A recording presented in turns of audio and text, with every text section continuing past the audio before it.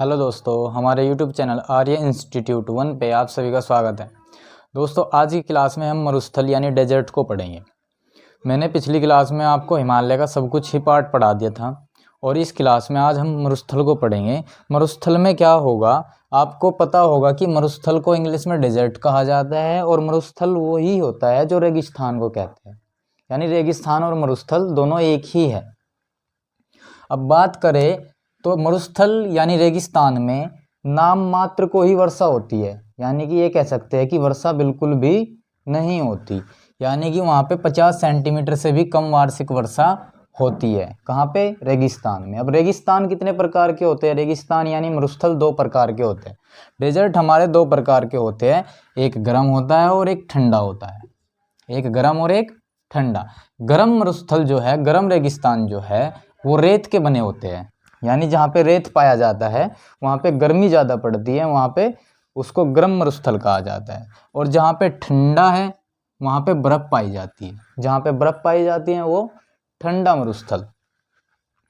तो जो रेत का बना होता है वो गर्म मरुस्थल है, जैसे कि थार का मरुस्थल है हमारा राजस्थान के अंदर। थार का मरुस्थल राजस्थान के अंदर है।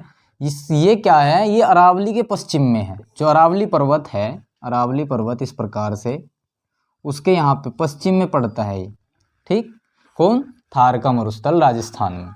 इसका तापांतर सर्वाधिक होता है।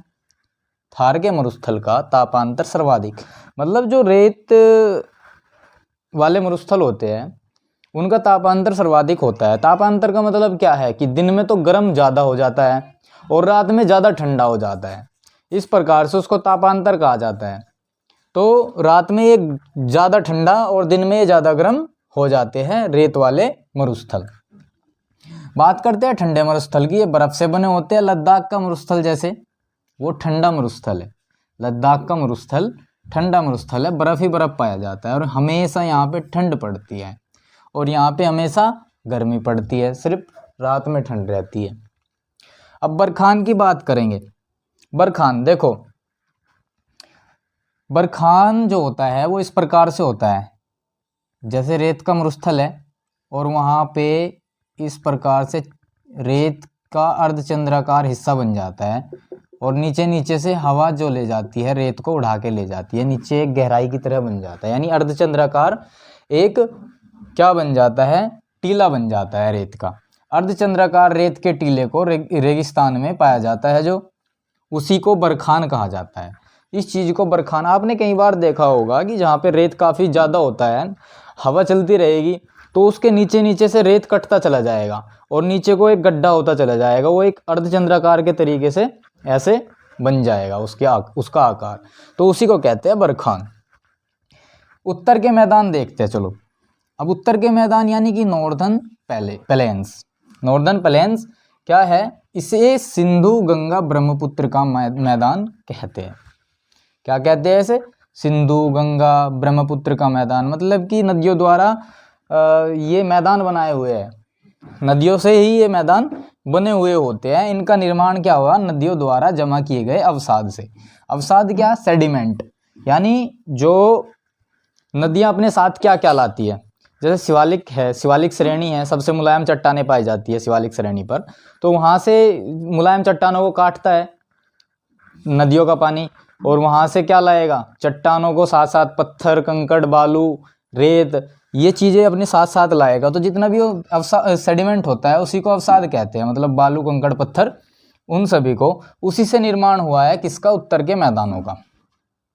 उत्तर के मैदान को 4 भागों में बांटा जा सकता है। उत्तर के मैदान को 4 पार्ट में डिवाइड किया गया है। कौन से 4 पार्ट हैं उनके लिए मैं एक ट्रिक लेकर आया हूँ। भात खाबो, जैसे बिहारी होते हैं ना, बिहारी वो चावल खाते हैं और चावल को क्या कहते हैं? भात, यानी कि भात खाबो, भात खाबो। तो भात खाबो में क्या है? भा से बनेगा भावर, ये पहला नंबर है। तै से बनेगा तरई, दूसरा नंबर।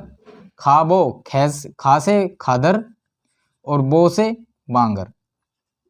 ये 4 भाग है उत्तर के मैदान के। भावर, तरई, खादर, बांगर। भावर, तरई, खादर, बांगर। ये बिल्कुल शिवालिक के जस्ट दक्षिण में पड़ता है, यानी कि ये यहाँ से हो गया महान हिमालय, इसके बराबर में हो गई फिर लघु हिमालय इससे छोटा, और ये हो गई फिर शिवालिक श्रेणी। अगर इसके दक्षिण में चलेंगे हम तो फिर इस प्रकार से मोटे मोटे पत्थर पाए जाते हैं, मोटे मोटे पत्थर। ये कहाँ पाए जाते हैं? दक्षिण में, शिवालिक के दक्षिण में जो शिवालिक श्रेणी है उसकी मुलायम चट्टानों को काटकर जो है पत्थर यहाँ पे इकट्ठे हो जाते हैं, इन्हीं को भावर कहा जाता है, इन्हीं को भावर कहा जाता है। ये कल नेक्स्ट वीडियो में मैं आपको कवर करा दूंगा सारा का सारा। आज तो मैं नहीं कराऊंगा क्योंकि वीडियो लंबी हो जाएगी, लेकिन फिर भी मोटा मोटा मैं समझा दूं कि यहाँ पे महान हिमालय, ये लघु हिमालय और ये शिवालिक श्रेणी होगी। इन्हीं के दक्षिण में, शिवालिक के दक्षिण में भावर, क्योंकि मुलायम चट्टानों को काट करके वहाँ पे मोटे मोटे पत्थर हो जाते हैं, और जो नदियाँ आती है, जो ऊपर से नदियाँ आती है, फ्लो होता है नदियों का पानी, वो पत्थर के नीचे से निकल जाता है। यानी नदियाँ इसमें दिखाई नहीं देती, इन पत्थरों के नीचे रहती है। इस क्षेत्र में नदियाँ दिखाई नहीं देती, आगे निकलेगी वो तराई क्षेत्र में निकलेगी। ठीक है, तो ये कल टॉपिक हम पूरा करेंगे। तो इस वीडियो में हम इतना ही रखेंगे दोस्तों। अगर वीडियो आपको कैसी लगी, वीडियो अच्छी लगी है तो वीडियो को लाइक, चैनल को सब्सक्राइब जरूर करें। मिलते हैं नेक्स्ट वीडियो में, तब तक के लिए जय हिंद, जय भारत, वंदे मातरम।